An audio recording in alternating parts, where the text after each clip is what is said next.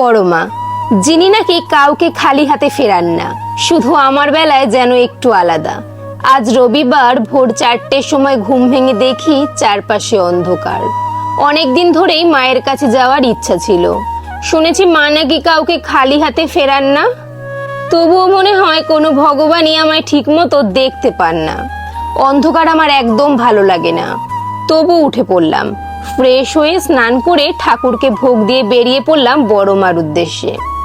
ট্রেনে যেতে যেতে কিছু না খাওয়া, শরীরটা একটু খারাপ লাগছিল।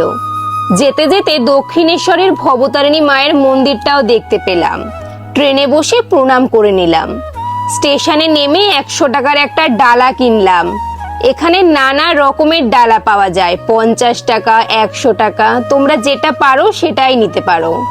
তারপর লাইনে দাঁড়িয়ে অবশেষে মায়ের কাছে চোখে জল নিয়ে শুধু বললাম, মাগো, সব কথা তো বলতে পারি না, তুমি নিজেই মনের কথা বুঝে নিও।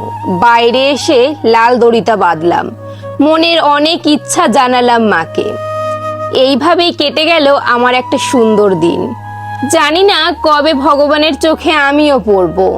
তবুও সবাইকে বলবো, জীবনে একবার হলেও বড় মার কাছে যাও। কমেন্টে লিখো, জয় বড় মা।